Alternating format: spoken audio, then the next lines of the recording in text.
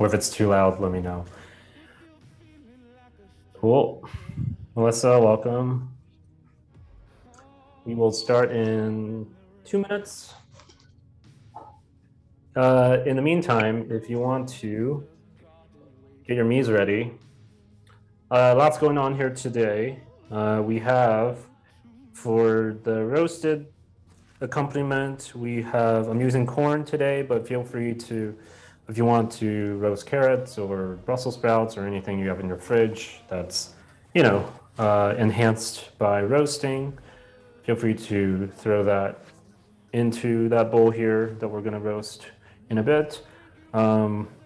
Get your chicken breast and the tenderloin out. It should be sitting in the brine for at least 12 hours.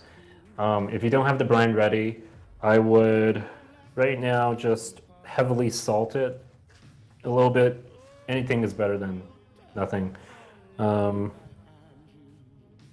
And we have the parsley for garnish. I have a little sage here just so to show you like what we can do with it at the end when we fry the herbs for garnish. And then just take one. I'll show you how to dice shallots today. So get one of your shallots out. And then for our dredging station, you want to use 3 quart to-go containers.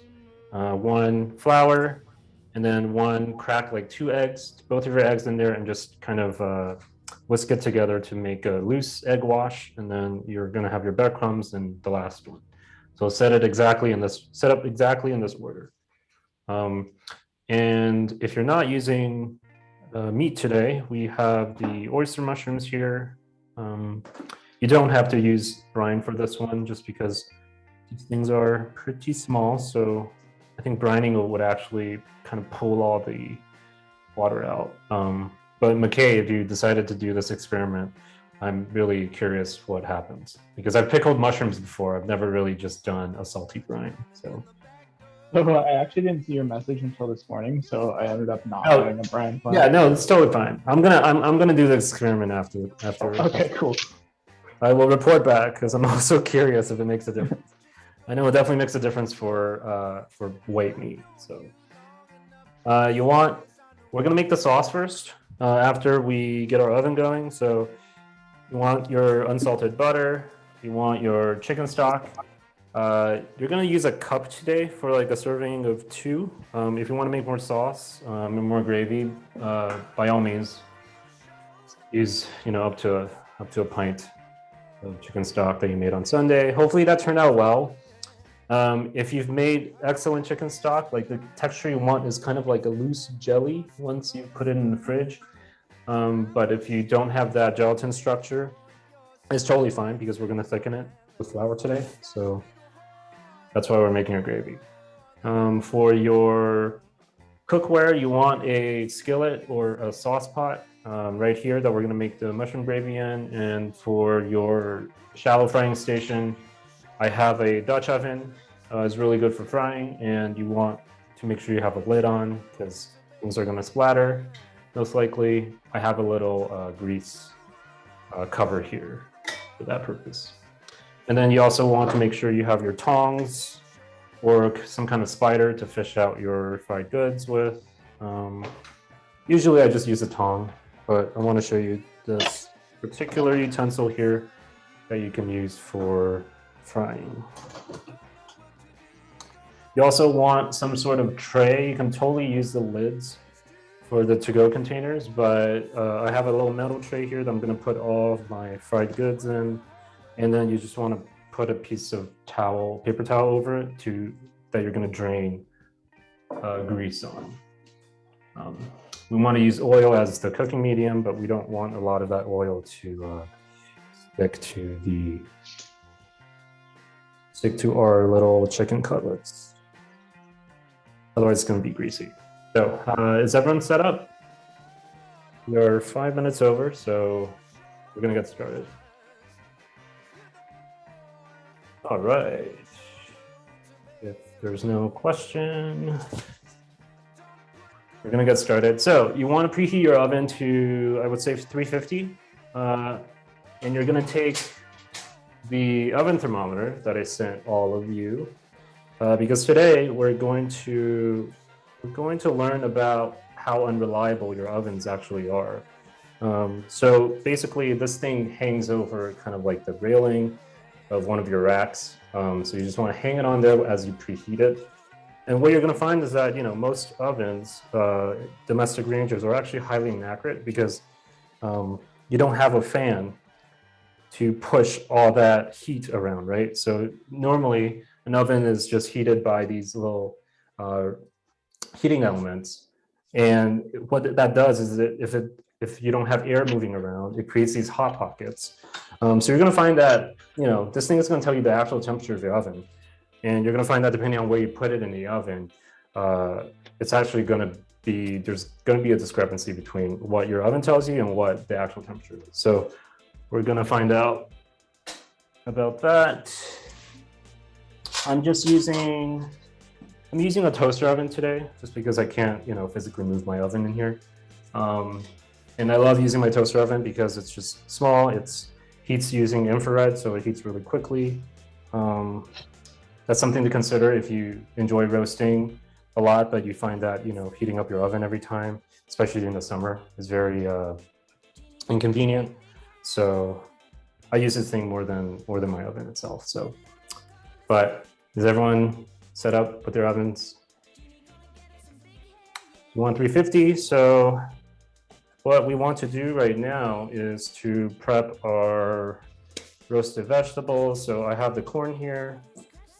Whenever I have the oven on, I try to cram in as many things as possible, just because, as I was telling you before, throughout class, every time you boil water or heat your oven up, you want to make sure you're taking advantage of that. So just don't overdo it, don't like throw everything you have in the oven, but just enough to where, if you have a sweet potato lying around, throw that in there, and you're going to use it up in the next couple of days. Save yourself some time. So with roasting, you can use, you generally want to coat your, vegetables or anything that you want to roast in oil, because the oil serves as a kind of a conductor and also protects your, veggies from drying out. So you can use butter. I usually use butter for my corn. You can use extra virgin olive oil, any kind of oil or fat would do. So I'm just gonna rub my corn with oil, or not with the butter actually.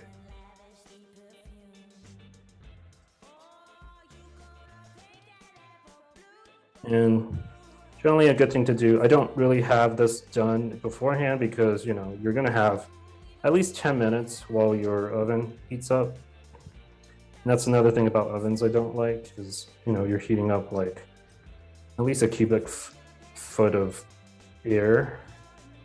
And air is a poor conductor of heat. That's why you can stick your hand inside an oven and not get burnt.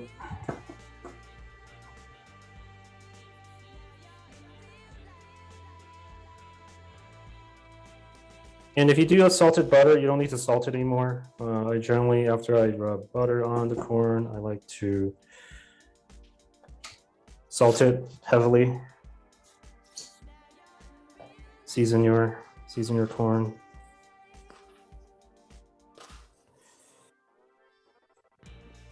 And you can also crack some pepper on it.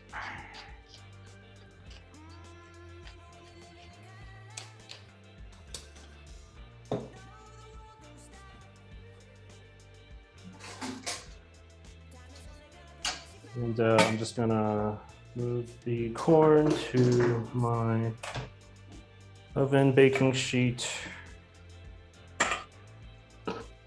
And this is gonna go for, obviously you want to check for doneness, but usually it takes about half an hour to 45 minutes. So we're just gonna put this in the oven. It's fine if you put it in the oven now.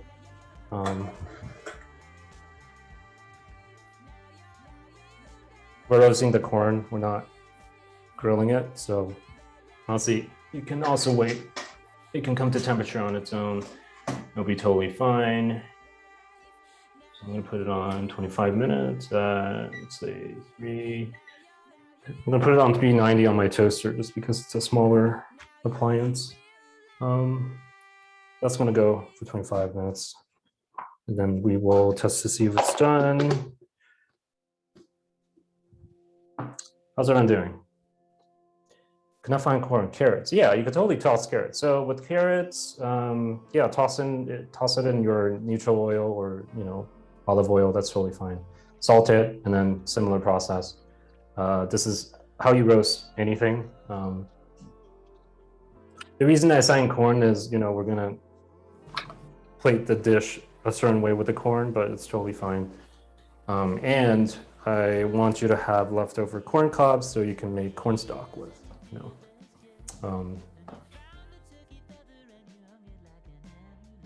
How's everyone doing? Almost all set. So a little bit about how to use the oven thermometer to calibrate. So you're going to find that there's usually about 50, I would say 25. If you have a good oven, it's about 25 degree variance in Fahrenheit between what is actually the temperature and what your oven says it is. I've had ovens in my previous apartments that vary by like 50 degrees to like 100 degrees. So if you've always been wondering why your chicken doesn't come out crispy and why your Brussels sprouts are taking so long to cook, your oven might be the culprit. Like generally that's like 5 out of 10, like 9 out of 10 times that's the case. So what you want to do is if you find that your oven consistently underperforms by like 50 degrees, instead of heating to, if you want 350 degrees, and your oven is off by 50, obviously you want to set that, compensate for that. So every time you heat your oven, you want to set it to 400, right? Because the actual temperature is going to be 350. It's also generally why I think convection ovens are better, because they have a little fan inside to blow all that heat around. So it evenly heats up the oven and reduces that kind of variance. That's the preset temperatures. Welcome to Europe. Yeah, I'm sorry, Emma. It sounds like a drag. Okay, so while that's heating up, we are going to make our mushroom gravy. So you can put your garnish away. And at this point, you can also take your chicken out of the brine. We're going to use it in a second, but you can also, I'm just going to drain this and put it away in the fridge.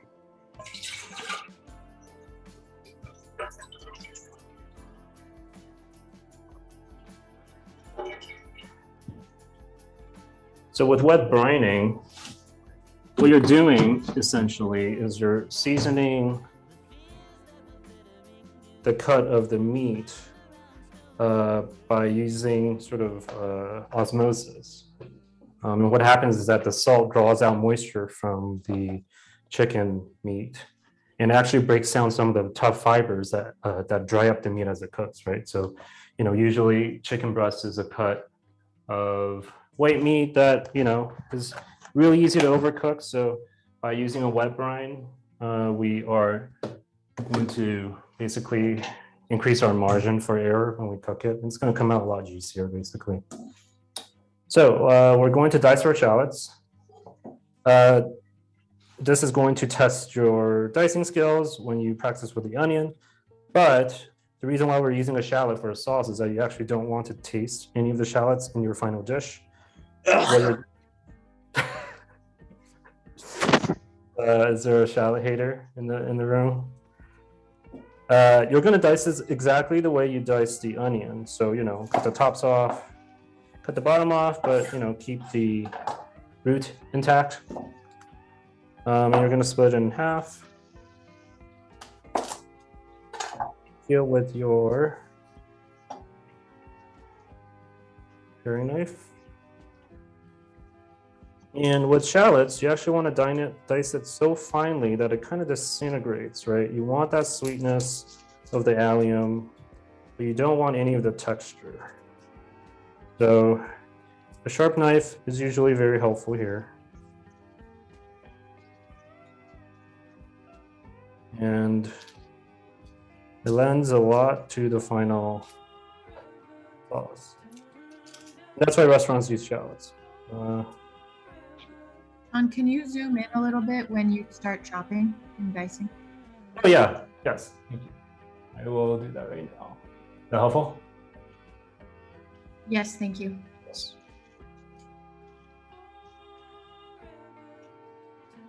And same with the onions. All the trim should go into your scrap bag in the freezer.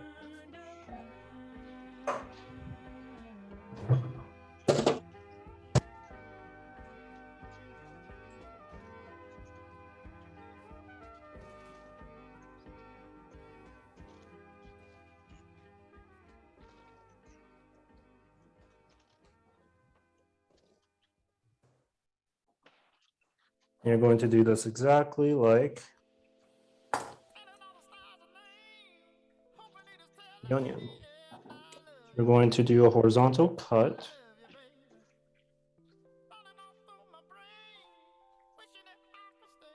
Careful not to split it too far. And then you're going to make vertical slices as thin as possible.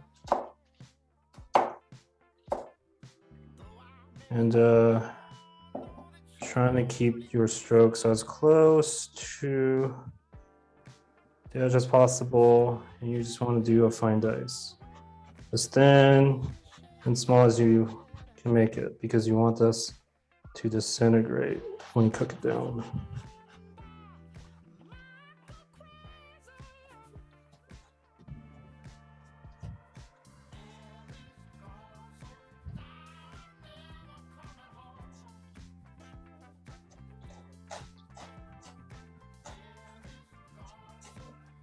And if you find yourself tearing up, it is because your knife is dull.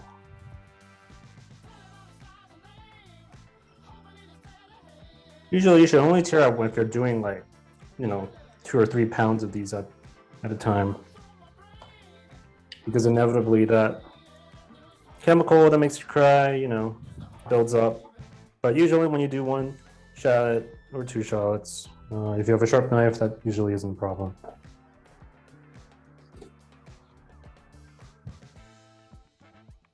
And you're just going to dice the whole shallot.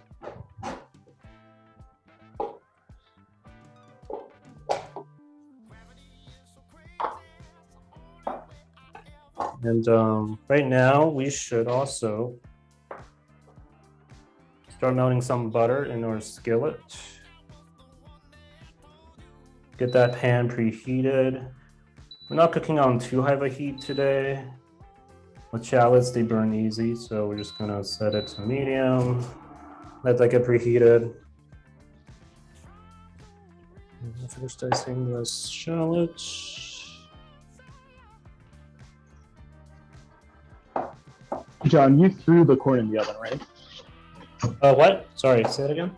You threw the corn in the oven, right? Yes, the corn is on the oven. The oven should be preheated to 350, although I would check your oven thermometer and to verify that is correct. If it is not, then I would, increase it or decrease it by however much the difference is.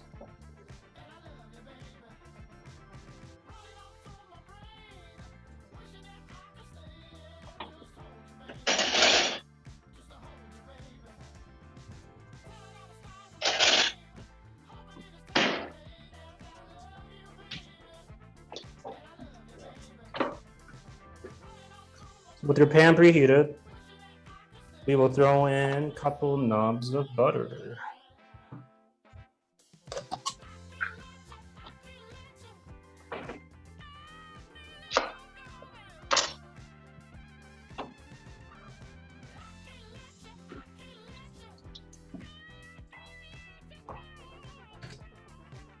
Let me change the camera here so you can see the pan.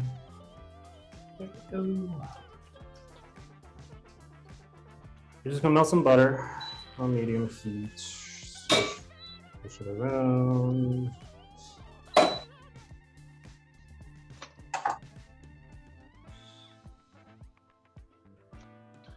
And once it's melted and bubbling. I can use a saucepan for this too, right? Excuse me? I can use a saucepan, or should I use the bigger pan like this? You don't need too big. You're gonna reduce the sauce down into it. Okay. So saucepan, like a smaller one, would work. Yeah, a smaller one would totally work. Oh, okay.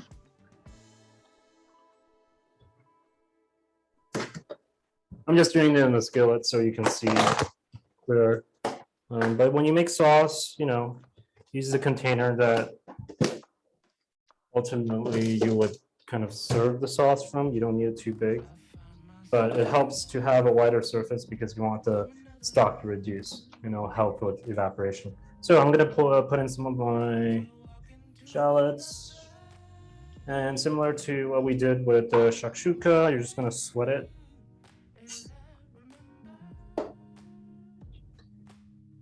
Get it to start cooking down a little bit.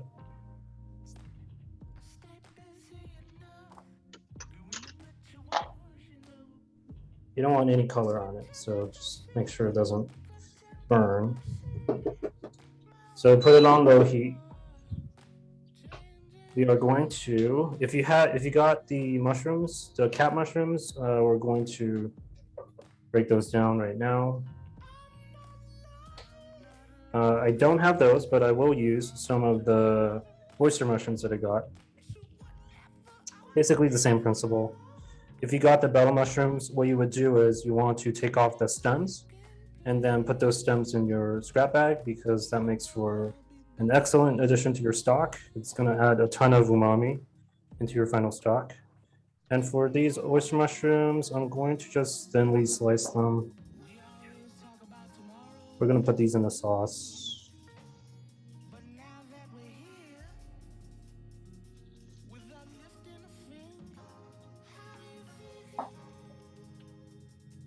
And you don't need to use too much. Should I wash my mushrooms if they're not washed yet? I would, yeah, you can wash them if you want.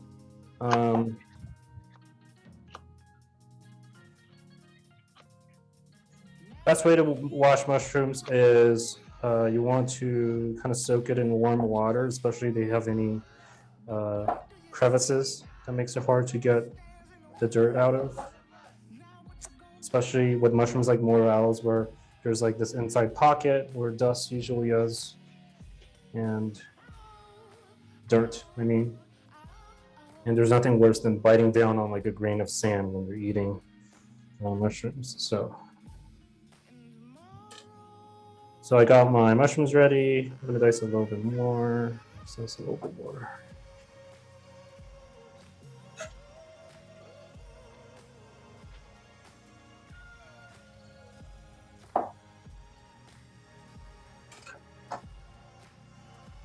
And I'm just going to, after you finish that, just gonna put it in the sauce for it to kind of slowly sweat down. You want to cook some of the moisture out from the mushrooms.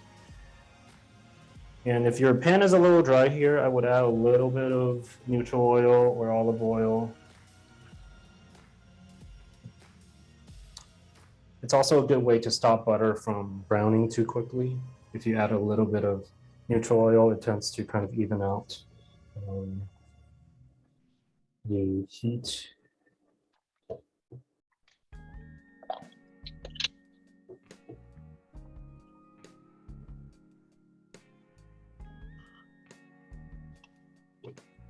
Is it best to cut these mushrooms kind of into thinner strips? Or is like a rough chop fine, or? Oh yeah, you want it to be as thin as possible. Otherwise, the mushroom's not gonna get cooked down. Sorry, John, I'm a little behind. Shallots go in and you start sweating them while you're prepping the onion or the mushrooms? Oh, prepping the mushrooms, yes. Oh, okay.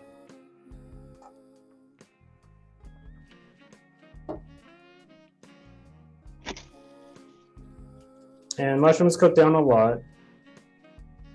You want to thinly slice the mushrooms because if you do a rough chop, it's just gonna, you want as much surface area contact with the pan as possible. Otherwise, you will burn your shallots while your mushrooms cook.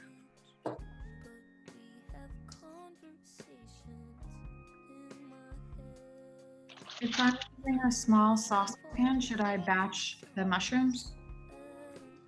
But only put as much as it fits. Yeah. Okay.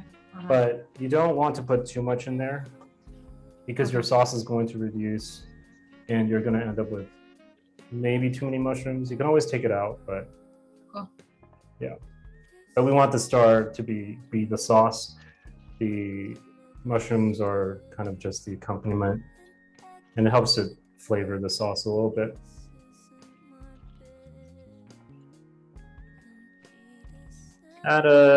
Would add a pinch of salt here. Generally with mushrooms, you don't want to salt them until they're cooked down, because the salt in the beginning actually pulls a lot of moisture out of the mushrooms and you don't end up browning correctly.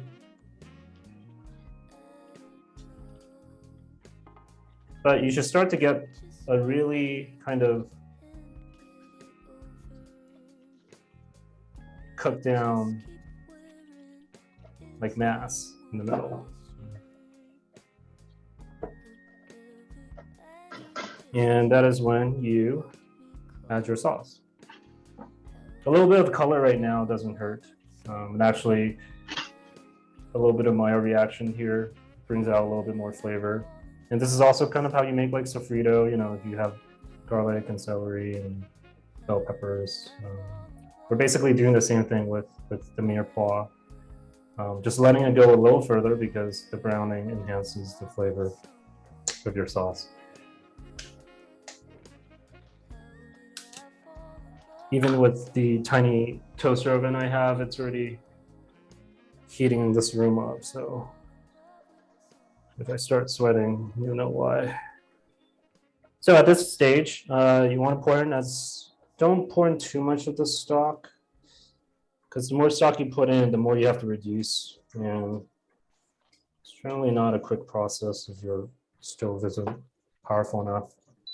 But at this point, bring up the heat, and we're going to add a little bit of flour. So it's going to do maybe 1 tablespoon of flour, and we'll adjust as we go, right? So what the flour does is it acts as a thickener for the sauce. So typically with a stock that's high in gelatin content, you don't really need to add flour because the gelatin acts as a thickener to create that body in the sauce that you want. But with a chicken stock, usually, you know, if you don't cook your chicken stock with a lot of gelatin or a lot of chicken feet, it tends to be a little thin. So we're just using the flour as a thickener.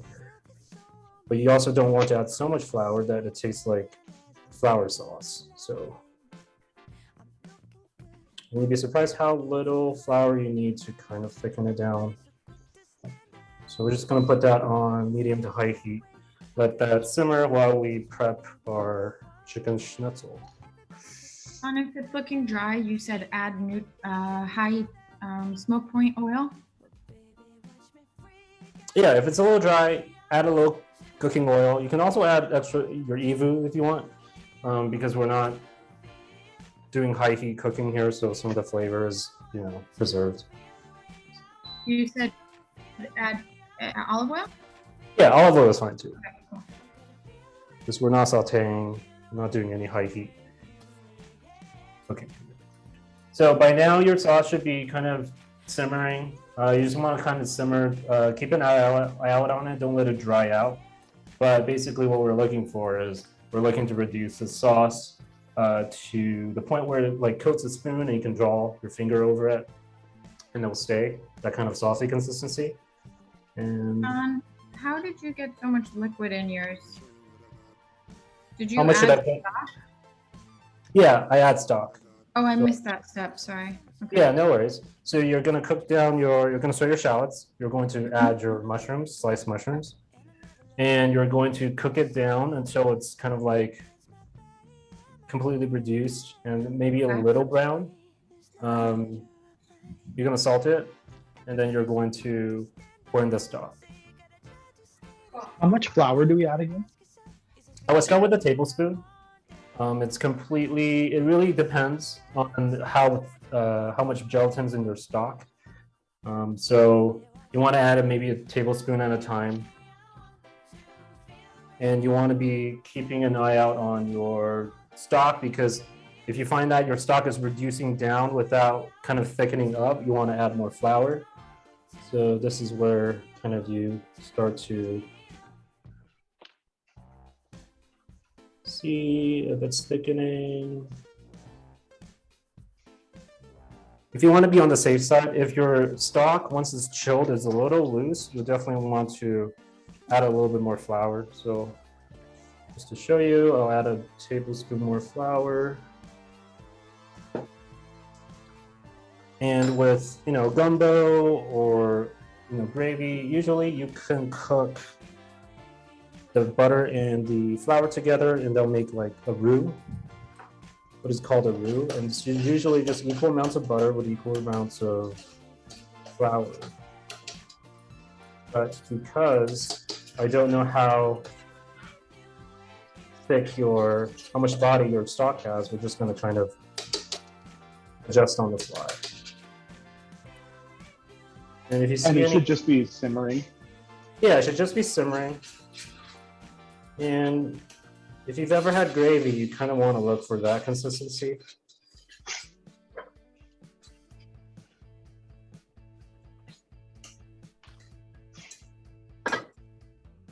And if your flour is clumping up, just, take your spatula, break it up a little bit.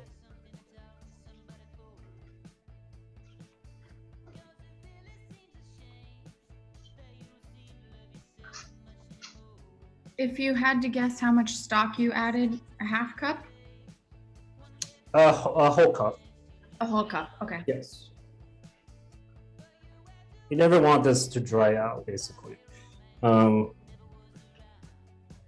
If your chicken stock is really thin, you might end up with a situation where you evaporate up the whole thing and you end up with no sauce. So that's why we're adding flour. And if I had the kind of gelatin fat on top, should I add that in? What kind of gelatin? Like on top of my stock, I had some gelatin. Should I add that? That is not gelatin. That is actually chicken fat. Oh, so I should add it. But add a little bit, as much as you're comfortable eating. You don't want too much of it, otherwise your sauce would end up tasting greasy. Okay. But a little bit helps to kind of bring out the flavor of the chicken. So cool. Thank you. Totally, definitely do that. So just put it on the simmer. You'll know it's done when you get kind of a thickened. Mine's almost done.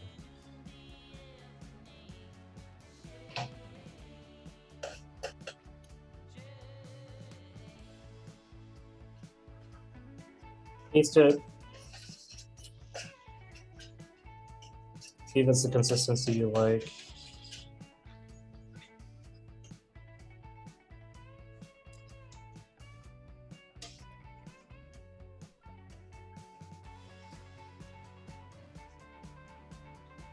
You can tell mine is thickening up a little bit.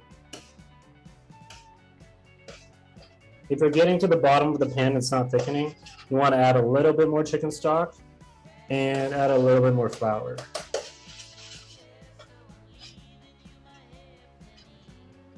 But this is also kind of why you want to start with the best stock you can make, because the more gelatin you have in your stock, the less flour you have to use. And it'll also just taste less like flour at the end.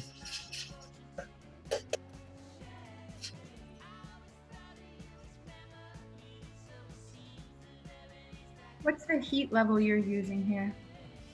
Just enough to bring it to a slow simmer. Okay. Yeah.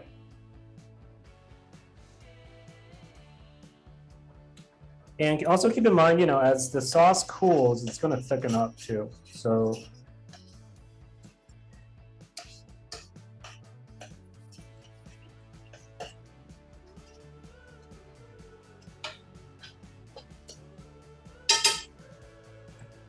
now take your chicken out, and we're going to prepare the chicken for frying. And at the same time, you're also going to fill your shallow frying pot. So the Dutch oven or another skillet with straight sides. When you have a chance, John, sorry, I have endless questions. Can you No worries. repeat the dredging station for us? Because I don't have mine yet. Yeah, let me switch the camera. Yep. So your dredging station is going to consist of 3 to-go containers. It's going to have flour, egg wash, so just break up the 2 eggs and gently or loosely mix it together, and then also the breadcrumbs. You're going to fill your deep frying pot with kind of 1/4 to a 1/2 inch of oil. Basically, you want it to cover up more than half of the depth of your chicken cutlet, but you don't want it to be covering the entire thing. So I'll show you a little bit what I mean. I'm gonna move this guy up here. Is there a particular type of oil we should use? You can definitely use your high smoke point oil. And then you want to start heating it up on medium heat. We don't need it right now. If at any point it starts smoking, take it off the heat and cover it up. So with frying, I have a disclaimer. A pot of hot oil is really dangerous, so you just want to be careful. What you want to watch out for is never get any amount of water in it, because what happens is that the oil instantly gets in contact with the water and it wants to blow up, right? So you just want to be careful. And I apologize, I didn't hear how much oil. Are we just covering the bottom in kind of like a thin layer? Or? So remember when we saute the eggs, you want it a little higher, right? So what happens is that you want to have it enough to where it covers up maybe like, I would say 1/2 inch at most. So the reason why we're doing a shallow fry is because deep frying is a headache. You have a lot of oil to strain. This uses a little less oil. And because we're cutting our cutlets really thin, it's going to cook in the time that it takes for you to flip it. Also, deep frying at home is just not super fun because there's just a lot more to clean up.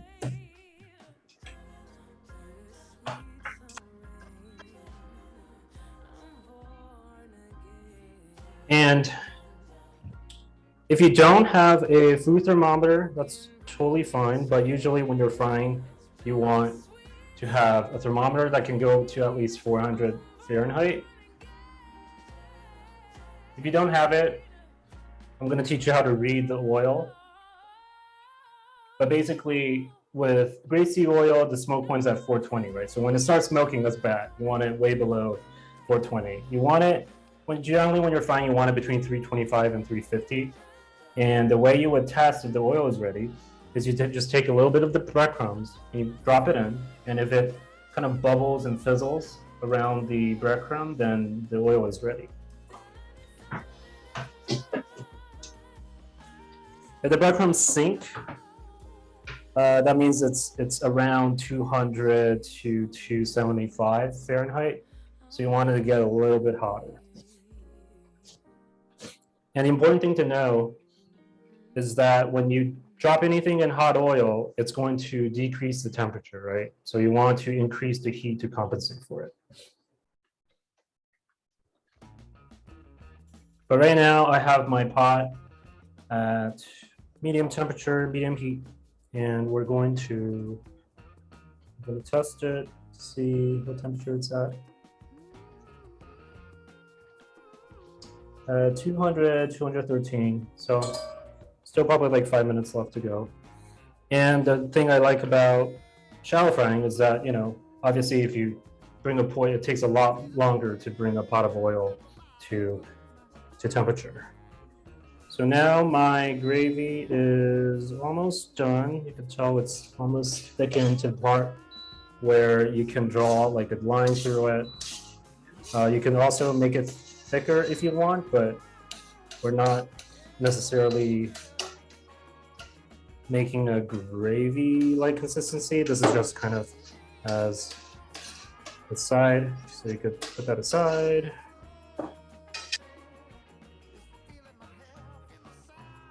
Taste it. Might need a lot of seasoning.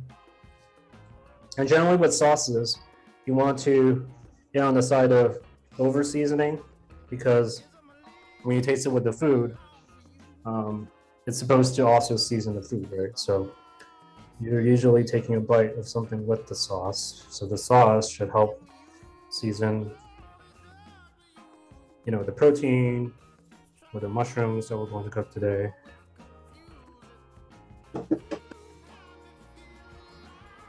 All right, now as the oil, usually when the oil is getting to temperature, we will start to dredge our goodies. So if you're working with chicken breast today, what we're going to do is we're going to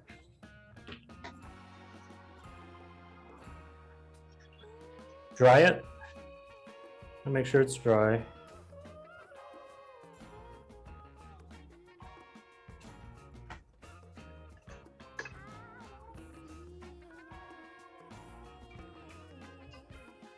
And you can also fry your tenderloin as well.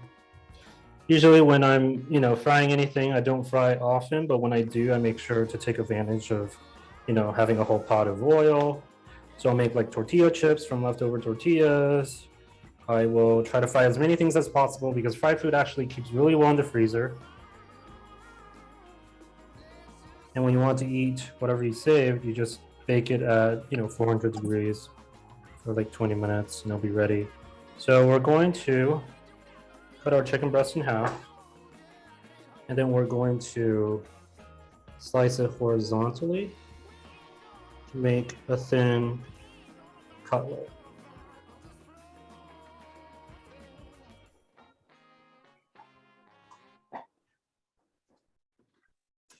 I'm going to do that with both pieces.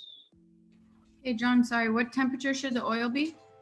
Should be around 300 to 350. Okay. You want it at 350 when you put the chicken in.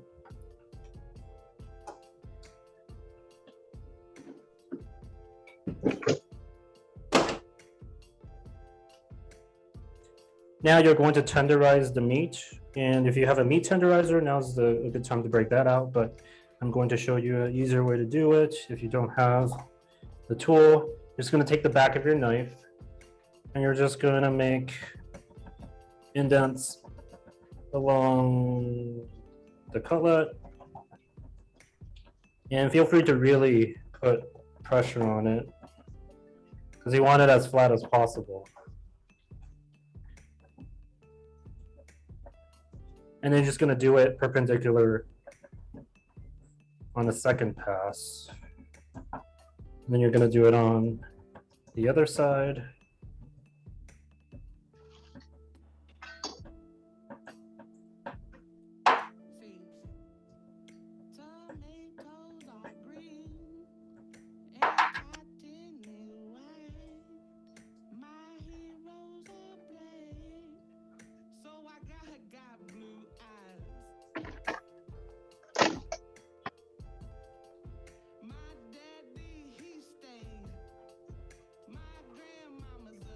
And also now is the time to trim your pieces because this is how they're going into the fryer. So you want to make them all nice and compact.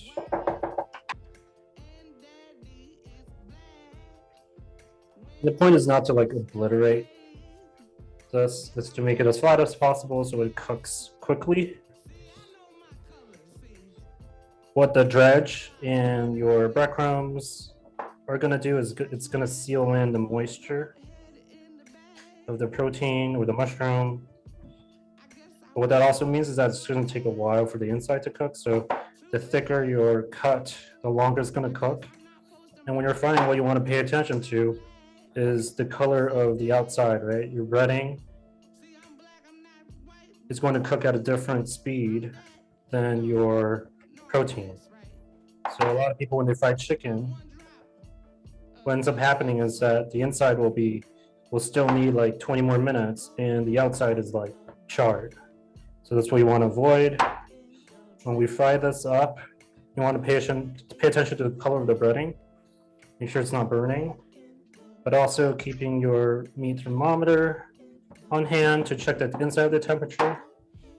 And if you find out the inside is done, so with chicken breast, we want to cook it to 150 Fahrenheit.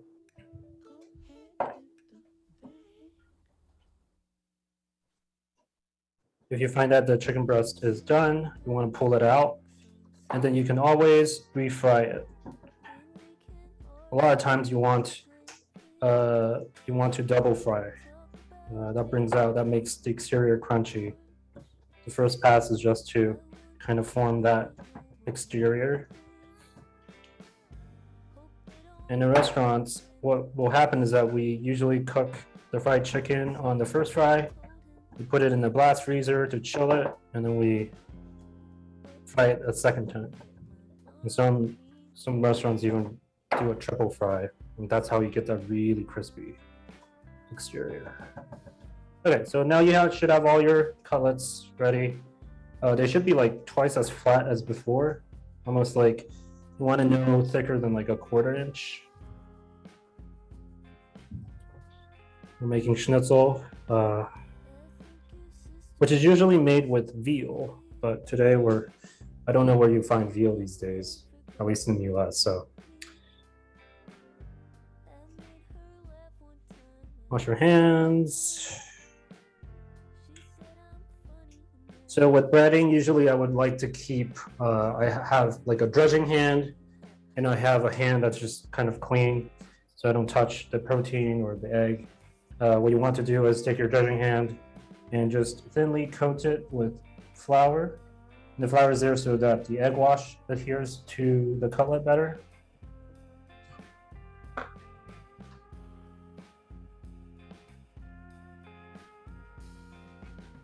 Hey, John, do you think you'd be able to give us like an extra minute or two to catch up if we're still slicing? Yeah, totally. I won't fry until you're all ready. But I just want to show you how I'm doing this. So basically, you have your station set up. You want to coat it in flour. Dredge it in the egg wash, and then thinly coat the breadcrumbs, and you're gonna have all of this. So feel free to catch up. I'm just gonna finish this part. If you need me to repeat it, I will say the last piece. My oil is bubbling so that I have washed it. There may have been some extra water. Yes. If your oil is bubbling, it means that there's water trying to evaporate. It's going to evaporate into steam. So with anything, when you're touching water, especially if you have any utensils, make sure it's completely dry. Otherwise, you're going to get a little grease explosion. How's everyone doing? Are you planning on going over cutting the oyster mushrooms as well? With the oyster mushrooms, you don't have to. Yeah, I'm going to do that. Hold on. Let me spotlight my thing.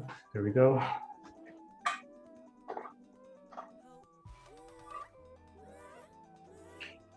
With the oyster mushrooms, it's the same thing. You just want to, you don't actually have to do any. You just want to tear it up and then dredge it in the flour.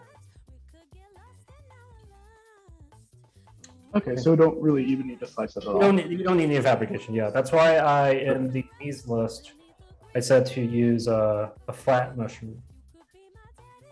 But you could totally do this with a king oyster mushroom. You just have to fabricate it like you did with the chicken. John, what's your thoughts on double breading or even triple breading? Well, it depends on how much you like breading. I don't love too much breading just because then you're just eating the breading.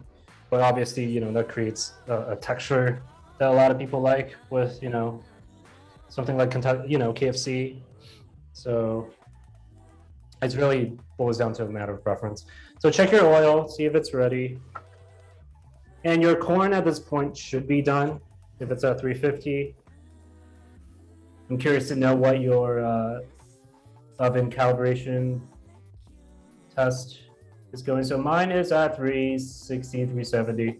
It's ready. I'm gonna lower the heat and I'm going to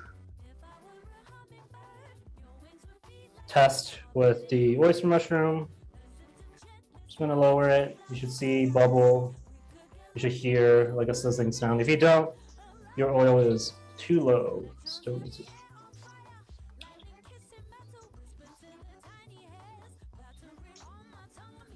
And with shallow frying, you're gonna have to watch. You're gonna give both sides a couple minutes. Now, obviously, mushroom cooks pretty quickly, so I wouldn't even bother with a thermometer. Not that I know what properly.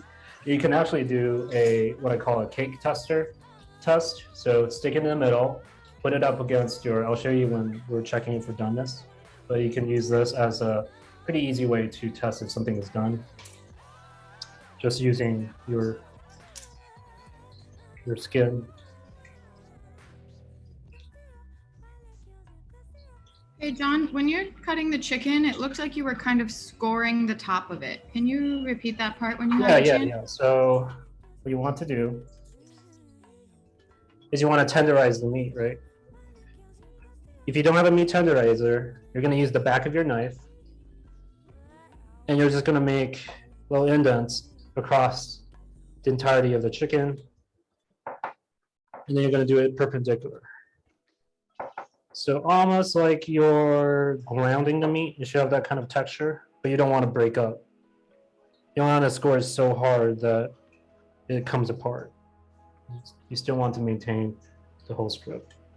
Do both sides? Yeah, I would do it on both sides. If you only have time to do one, but basically you want to get it to a point where it's like at least a quarter inch, less than a quarter inch flat. Okay. And then I have some pieces that aren't like breast size because it's just not, I couldn't get them that shape. Should I just try to make those uniform and do the same thing? Yeah. Cool. Yeah, now's a good time to trim it. While you prepare the rest of your chicken cutlets for breading, I will show you my test piece. You can see that it's nice and browned. So you're gonna flip it over and just give it a couple minutes till it's the same color.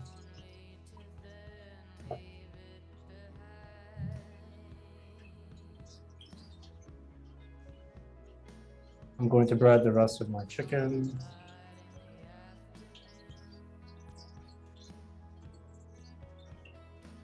And I really think this is a testament to sort of the containers that we picked, because with you see a lot of people doing frying demos, they'll bring like different shapes and bowls, and it's just the whole thing.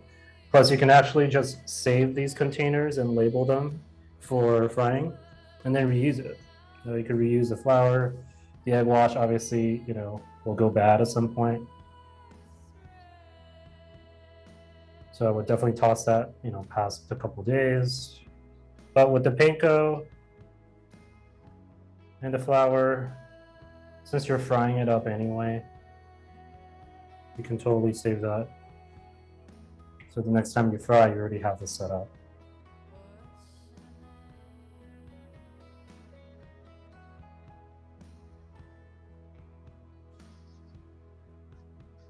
Does anyone have any questions? Is everyone's fry station going? Okay.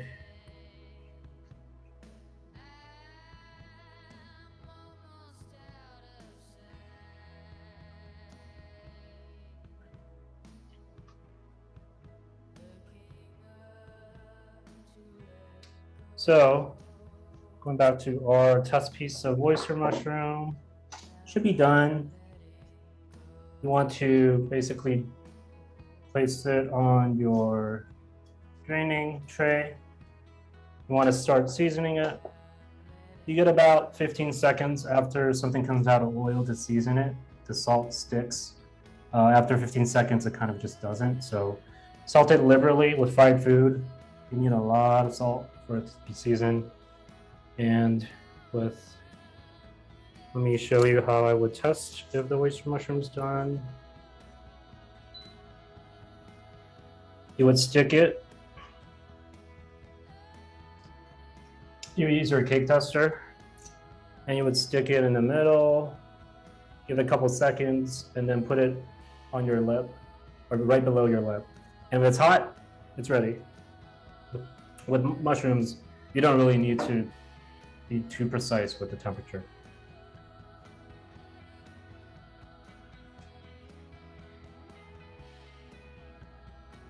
So now we're going to test our chicken. Make sure it's at 350, or you can do the breadcrumb test. You just drop a little bit of breadcrumb into your pot. If you see a little fizzling, little bubbles, that means it's ready.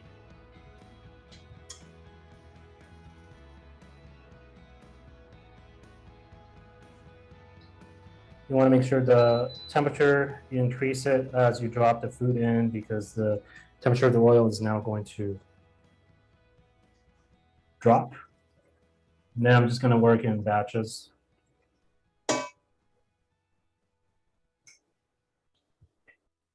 And you said if the oil is starting to smoke, do we just like turn down the temperature? Yeah. Shut the fire. Shut the fire and drop in. If you have anything ready, just drop it in. It will bring the temperature down. But you don't want to apply any more heat, because if you're using grapeseed oil, that means the oil is at 420. And that's a little too high. So you want to make sure it's around 325 to 375. That's a good range.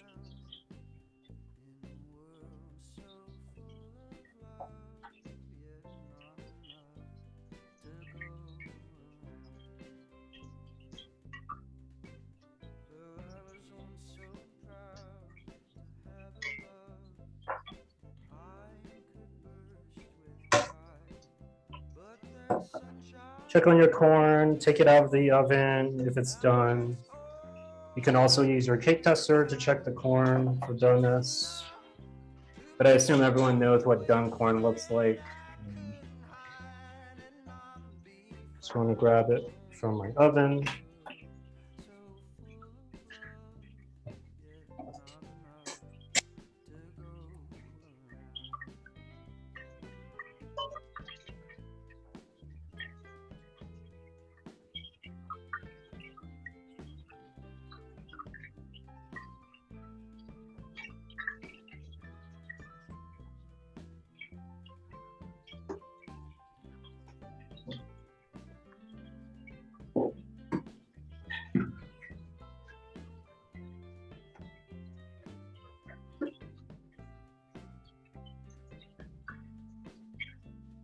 While it's frying, take the time to clean up your station. Put things you don't need away.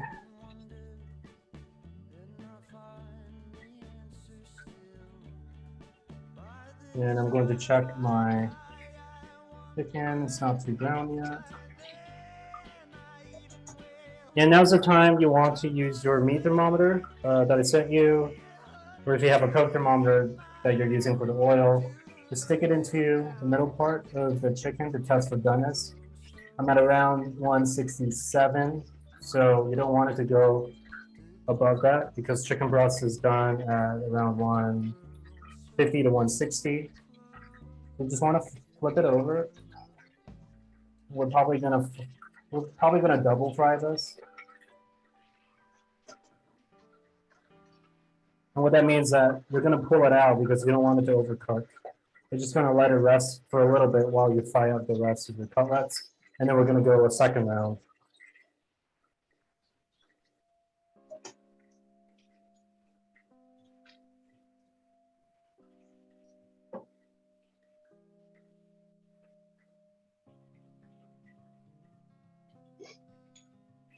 I want to make sure both sides get a nice color. It doesn't have to be done right now. It could be still a little bit more. I'm going to double fry it anyway.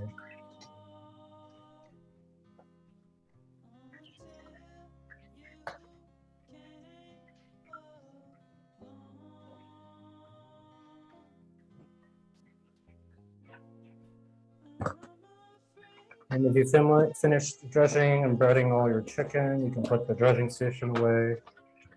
We'll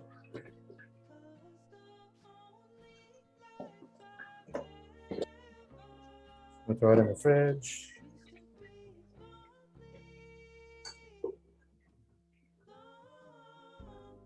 I'm gonna take out my garnish.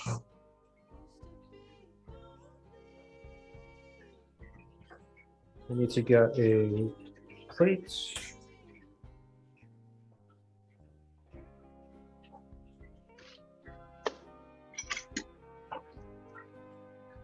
I'm taking the chicken cutlets out.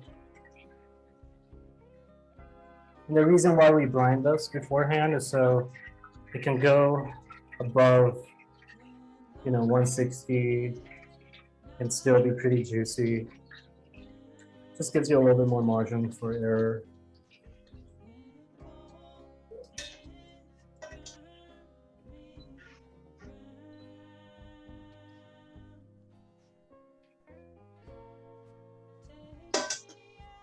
And when you take out your cutlets, you want to make sure you're salt seasoning it. Lots of salt.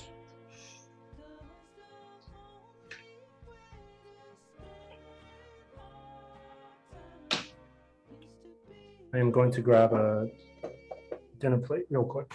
Be right back.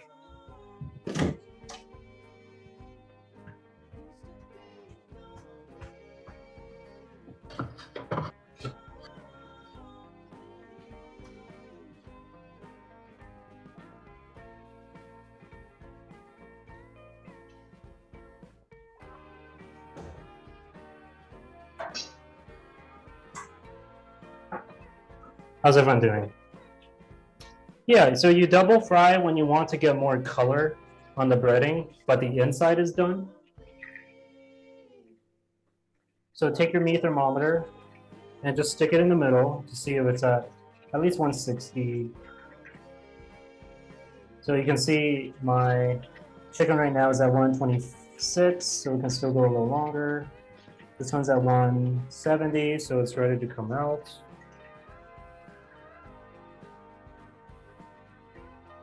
I'll flip these.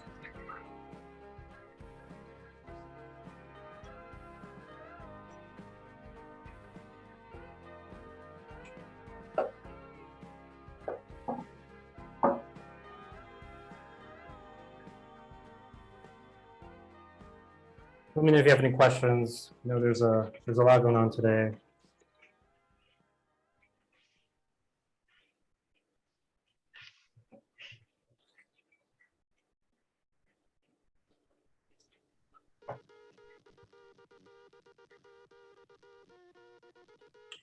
We take it out around 160. The breast is done at 160.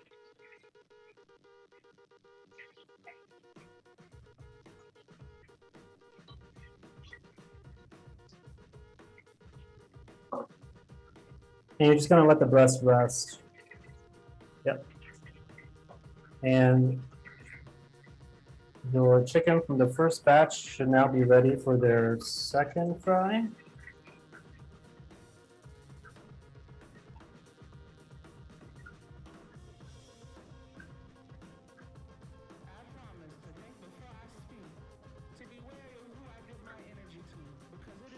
And this is the fry where you're focusing more on the color of the breading.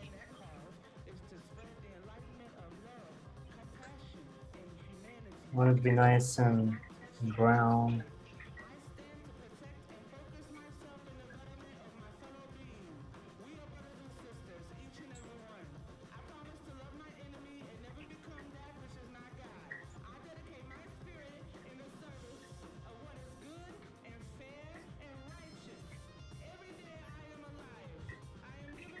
You could also freeze it right here after the first fry, and then when you are ready to eat it from your freezer, fry it again. That's where you would do the second fry.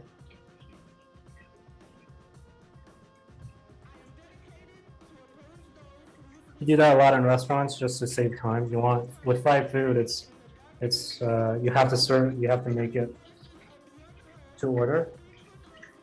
So to save time, we're obviously not going to double fry. when someone orders fried chicken. So what we do is we, during prep, we fry it once and then we fry it again to order.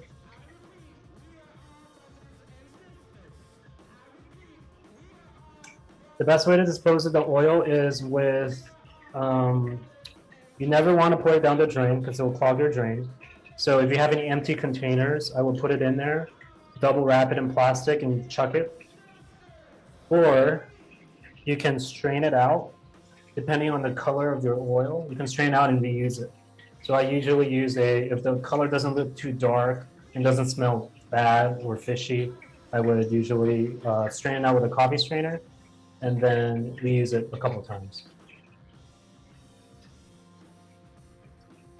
And if you're super eco-conscious, you can find a restaurant that'll take your used oil, because restaurants have these giant oil bins that they pour out their leftover grease with, and then it gets recycled to be used for fuel by companies that do that kind of recycling.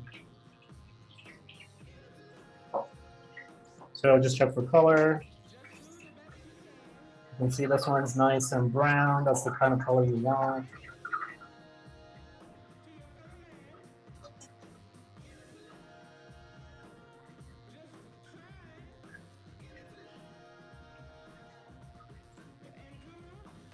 And now's the part where we can heat our gravy up a little bit. Prepare for our dish.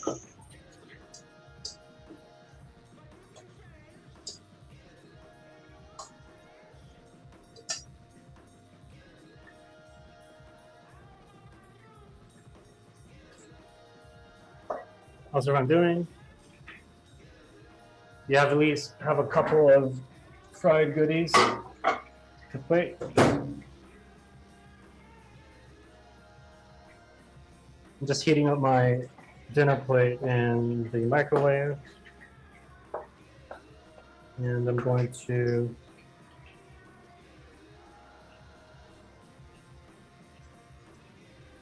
chop up some parsley to garnish the gravy with. You don't have to do this, it's optional.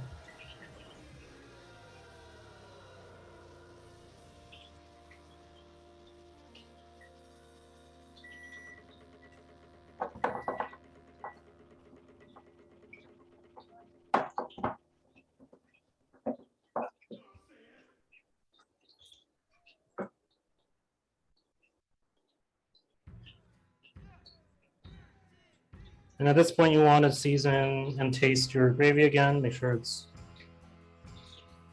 well seasoned.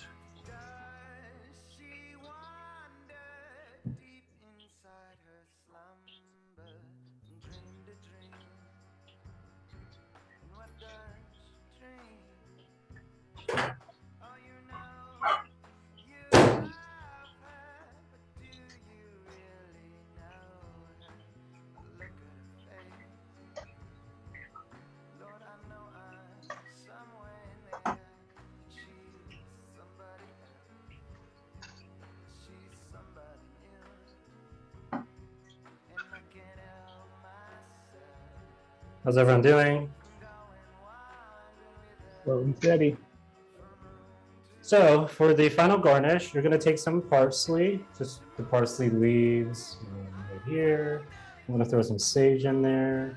But here's a part where you want to be very careful because herbs have a lot of surface water on them. So this is going to splatter.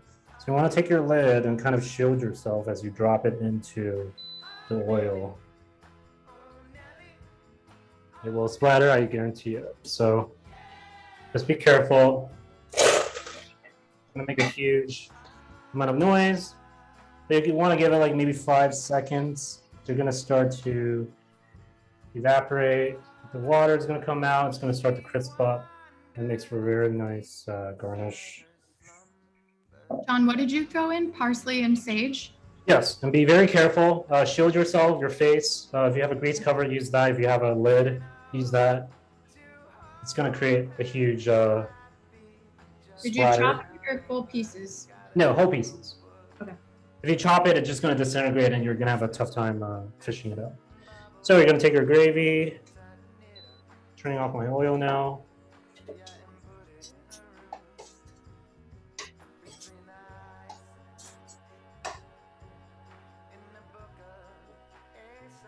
You stripped the sage though, right?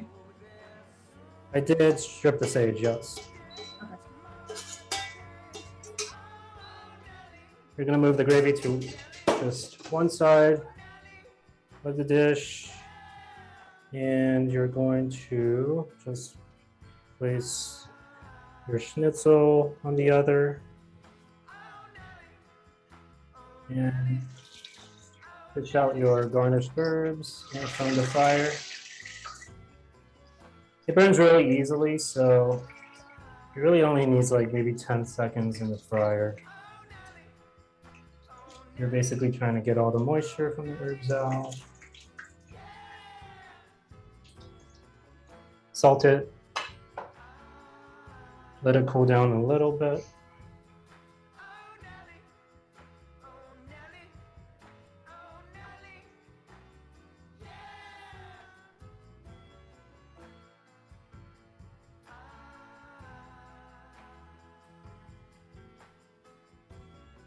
And if you have corn, I'll show you a neat trick with the corn. So this is a little too big, so we're gonna cut it in half like that. Now what you're gonna do is you're gonna basically trim down the corn.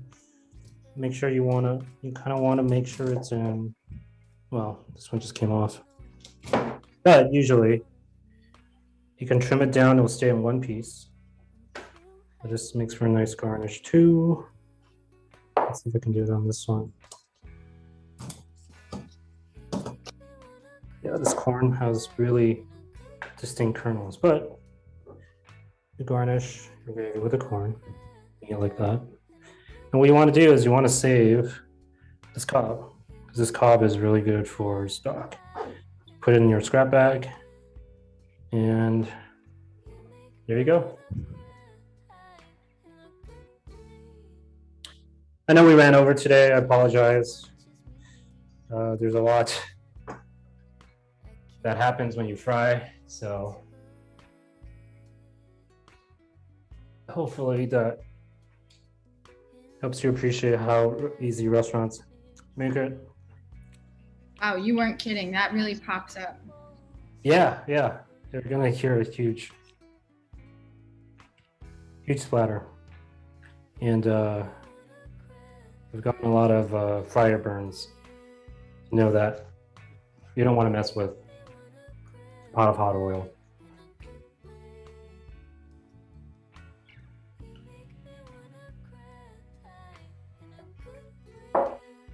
John, if I'm gonna serve this in like 40 minutes, how do I preserve it so it's good? So I haven't plated yet. yeah, so what you want to do is you want to keep your oven at around 200, and you're just gonna, leave it in the oven while you while you wait. Obviously, with fried food, it needs to be kind of eaten fresh out of the fryer, but you can try to preserve it by keeping it dry. So leave it in the oven at like between 180 to 160. I would usually keep it warm enough and dry enough to where the crust doesn't start to get soggy. My herbs look like they kind of burned, like they turned brown. Mm-hmm. Yeah. Is that normal? No, that just means you're burnt. Okay, try again. Yeah, try again. If you want, it really needs like 5 seconds. As soon as you stop seeing the bubbles, it means that it's done. It means that all the moisture has been extracted from the herb, and you want to fish it out. Okay. Mm-hmm.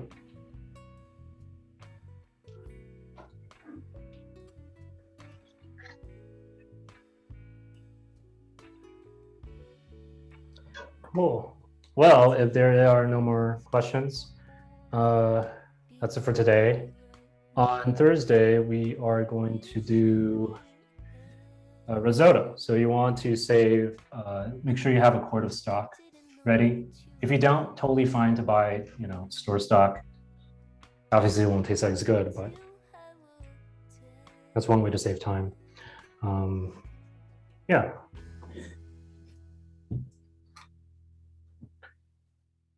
Hopefully, everyone made really good lunch today. It's fried food, so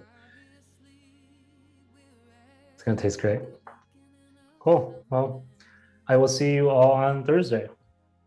Thanks, John. Thank you.